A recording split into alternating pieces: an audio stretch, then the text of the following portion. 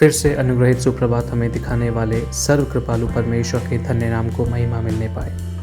प्रेरितों के काम 3 अध्याय 6, 7 और 8वीं आयत। तब पतरस ने कहा, चांदी और सोना तो मेरे पास है नहीं, परंतु जो मेरे पास है वह तुझे देता हूँ। यीशु मसीह नासरी के नाम से चल फिर। और उसने उसका दाहिना हाथ पकड़ के उसे उठाया और तुरंत उसके पाँव और टखनों में बल आ गया और वह उछलकर खड़ा हो गया और चलने फिरने लगा और चलता और कूदता और परमेश्वर की स्तुति करता हुआ उनके साथ मंदिर में गया। अनुग्रहित इस परमेश्वर के वचन को आधार बनाकर परमेश्वर की स्तुति करें। इस विषय पर हम एक साथ मनन करने के लिए परमेश्वर के शरणागत हों।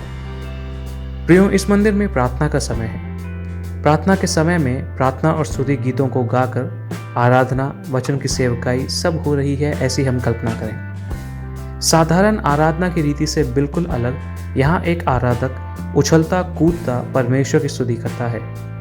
40 वर्ष से अधिक उम्र वाला ये आराधक इस क्षण तक कभी भी आराधनालय में प्रवेश नहीं कर पाया। आराधनालय के फाटक का नाम सुंदर है। उस फाटक पर कुछ लोग मिलकर इस व्यक्ति को प्रतिदिन लाकर बैठाते थे। कुछ दान प्राप्त होगा सोचकर पतरस और यूहन्ना से जब उसने भीख मांगा तो यीशु मसीह नासरी के नाम से उठकर चल फिर कहकर उन परमेश्वर के दासों ने उसका दाहिना हाथ पकड़ के उसे उठाया। इस कारण परमेश्वर की अद्भुत शक्ति के द्वारा उसी क्षण उसके पांव और टखनों में बल आ गया। यीशु मसीह के नाम से उसका हाथ पकड़कर उसे उठाने वाले परमेश्वर के दास ने आराधनालय में जाकर परमेश्वर की स्तुति करने के लिए या उछलते कूदते आराधना करने के लिए विशेष रूप से नहीं कहा था। इस व्यक्ति को दिन प्रतिदिन उसे वहां लाने वाले लोगों को दौड़कर जाकर वह चंगाई की खबर दे सकता था। उसे जन्म से लंगड़ा देखने वाले और आजीवन लंगड़ा ही बनकर जिएगा, ऐसी विधि देने वाले समाज के बीच जाकर वह अपनी चंगाई की खबर दे सकता था।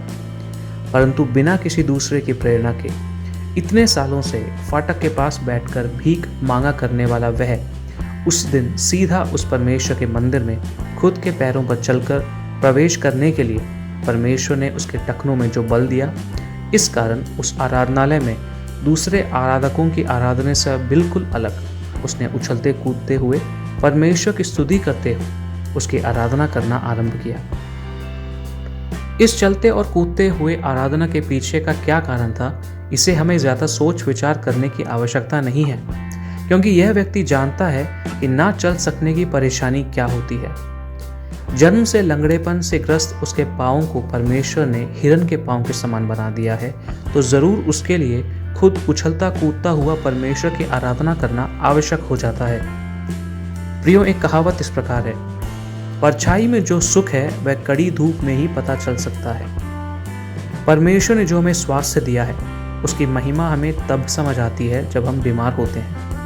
हमें अपनी जीभ से बोलने के लिए जो परमेश्वर ने क्षमता दी है उसका गुण तब जब हम जीभ से बोल नहीं पाएंगे तब समझ पाएंगे। एक बड़े धनी व्यक्ति के बारे में मैंने पढ़ा है। उसके पास सारी सुख सुविधाएं थी, परंतु उसके पास जो एक कमी थी वह यह थी कि वह अपनी पलकों को अपनी मर्जी से खोल या बंद नहीं कर सकता था। 2 लोग उसके दोनों तरफ खड़े होकर उसकी पलकों को खोलते और बंद करते थे। उसके कारण चाहे कितनी भी सुख सुविधाएं उसके पास क्यों ना हो, फिर भी उसे कड़वाहट के साथ जीना पड़ा। मुझे सुनने वाले मेरे प्रिय श्रोताओं, मैं और आप यदि अपनी इच्छा से पलकों को खोल और बंद कर पा रहे हैं तो और अपनी मर्जी से अपने हाथ पैर चला पा रहे हैं तो उन हाथों को उठाकर आप परमेश्वर की महिमा करने वाले बने। आज की सुबह मुझे सुनने वाले श्रोताओं में से कोई भी यदि चाहे जन्म से या बाद में कभी भी आई अपंगता के कारण या बीमारी के कारण यदि थके हुए हैं तो यीशु मसीह पर विश्वास करते हुए यीशु मसीह के नाम से आज्ञा दें, अद्भुत कार्य होने पाए। आज सुबह परमेश्वर ने जो भलाइयाँ की हैं उसे स्मरण करें।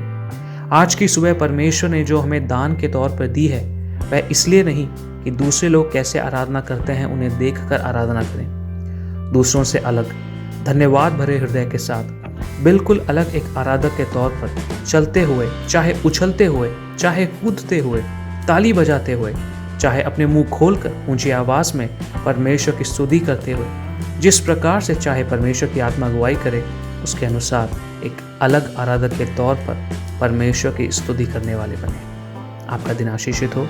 जय मसीह की।